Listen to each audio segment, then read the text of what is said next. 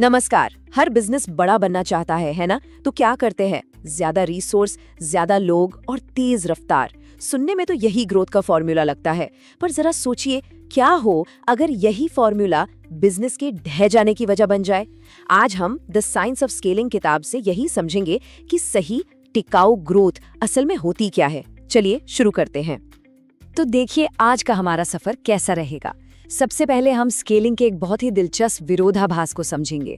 फिर उन 5 आम गलतियों को देखेंगे जो कंपनियां अक्सर करती हैं। इसके बाद इन गलतियों को सुधारने के लिए एक ब्लूप्रिंट और एक 5 स्टेप एक्शन प्लान पर बात करेंगे। और हाँ, सबसे आखिर में ये जानेंगे कि इस ग्रोथ को लंबे समय तक टिकाऊ कैसे बनाया जाए। तो चलिए सबसे पहले बात करते हैं स्केलिंग के विरोधाभास की। ये एक ऐसी बात है जो सुनने में थोड़ी अजीब लगती है। जिस ग्रोथ के पीछे हर कंपनी भागती है, अगर उसे सही तरीके से नहीं संभाला गया तो वही उसकी बर्बादी का कारण बन सकती है। पर सवाल यह है कि ऐसा होता क्यों है? कोई कंपनी जो इतनी तेजी से आगे बढ़ रही है, वो अचानक से बिखरने क्यों लगती है? इसका जवाब असल में ग्रोथ के पीछे भागने में नहीं, बल्कि उसे संभालने के तरीके में छिपा है। देखिए, स्केलिंग एक 2 धारी तलवार की तरह है। अगर आपकी नींव मजबूत नहीं है तो विकास बहुत जल्दी पतन में बदल जाता है। जैसे आप संसाधन तो जोड़ते हैं, लेकिन वो अकुशलता बन जाती है। आप तेजी से विस्तार करते हैं, पर वो अराजकता या केओस में बदल जाता है। और ज्यादा एक्टिविटी का मतलब तरक्की नहीं, सिर्फ संसाधनों की बर्बादी बनकर रह जाता है। तो अब जब हम समस्या को समझ गए हैं, तो चलिए उन 5 आम ग्रोथ ट्रैप्स यानी उन गड्ढों को देखते हैं जिनमें लीडर्स अक्सर फंस जाते हैं। ये असल में बिजनेस की नींव में वो दरारें हैं जिन्हें समय पर पहचानना बहुत बहुत जरूरी है। तो ये हैं वो 5 गलतियां। पहली, बिना मजबूत नींव के बस तेजी से भागते जाना। दूसरी, बहुत व्यस्त रहने को ही तरक्की मान लेना। तीसरी, कंपनी के कल्चर को पूरी तरह से नजरअंदाज कर देना। चौथी, लीडर्स का अपनी टीम को सही जिम्मेदारी ना देना। और 5वीं, सारे फैसले अंदाजे पर लेना, डेटा पर नहीं। तो यहाँ एक बहुत जरूरी बात समझनी है। मसला ज्यादा मेहनत करने का है ही नहीं, मसला है स्मार्ट तरीके से एक ऐसा ढांचा बनाने का जो ग्रोथ का वजन उठा सके। तो सवाल ये है कि ये किया कैसे जाए? तो इन सारी समस्याओं का हल क्या है? जवाब है एक मजबूत ब्लूप्रिंट। ये हमें वो सिद्धांत सिखाता है जिनकी मदद से हम स्मार्ट तरीके से स्केल कर सकते हैं बिना बिखरे। देखिए, हर गलती का एक सीधा साधा समाधान है। बिना नींव के ग्रोथ की जो समस्या थी, उसका जवाब है स्केल से पहले सिस्टम बनाओ।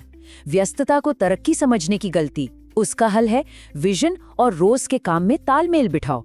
और कल्चर की उपेक्षा नहीं, उसे सुरक्षित रखो और उसे भी स्केल करो। ये सिर्फ एक स्ट्रैटेजी नहीं है, बल्कि सोचने के तरीके में एक बहुत बड़ा बदलाव है। अच्छा, सिद्धांत तो बहुत अच्छे लगते हैं, पर इन्हें असलियत में कैसे उतारा जाए?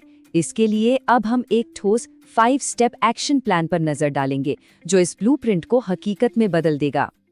तो ये है वो रोड मैप जो हमें सही रास्ते पर रखेगा।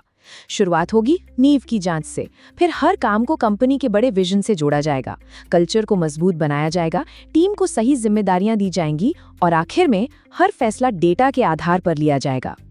पहला कदम सबसे ज्यादा जरूरी है।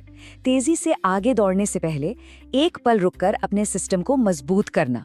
और इसका सबसे अच्छा तरीका है स्टैंडर्ड ऑपरेटिंग प्रोसीजर्स यानी SOPs बनाना। इससे ये पक्का हो जाता है कि हर जरूरी काम एक ही तरीके से और एक ही क्वालिटी से हो, चाहे उसे कोई भी कर रहा हो। अब आते हैं एक्शन प्लान के तीसरे कदम पर, यानी कल्चर को मजबूत करने पर। इसको करने का एक बहुत ही ठोस तरीका है अपनी कंपनी के 3 से 5 मुख्य मूल्य तय करना। जी हाँ, बस 3 से 5। और ये सिर्फ दीवारों पर टांगने के लिए नहीं है, बल्कि इन्हें रोज के काम में, हायरिंग में और परफॉर्मेंस रिव्यू में शामिल करना भी जरूरी है। हमारे प्लान का चौथा कदम था काम सौंपना। इसे बेहतर बनाने के लिए रेसी मैट्रिक्स एक कमाल का टूल है। ये हर तरह के कंफ्यूजन को दूर करता है और बिल्कुल साफ साफ बताता है कि किसी भी काम के लिए कौन रिस्पॉन्सिबल है, कौन अकाउंटेबल, किससे कंसल्ट किया जाएगा और किससे बस इन्फॉर्म किया जाएगा। जैसे इस उदाहरण को देखिए, नया फीचर लॉन्च करें, काम के लिए लीड डेवलपर R यानी रिस्पॉन्सिबल है, मतलब वो इस काम को करेगा। लेकिन फाउंडर A यानी अकाउंटेबल है, अंतिम जवाबदेही उसी की है। और मार्केटिंग टीम से सी यानी कंसल्ट किया जाएगा, मतलब उनकी सलाह ली जाएगी। देखा, इस तरह सबकी भूमिका एकदम साफ हो जाती है। और हमारे प्लान का 5वां और आखिरी कदम है डेटा का अनुशासन।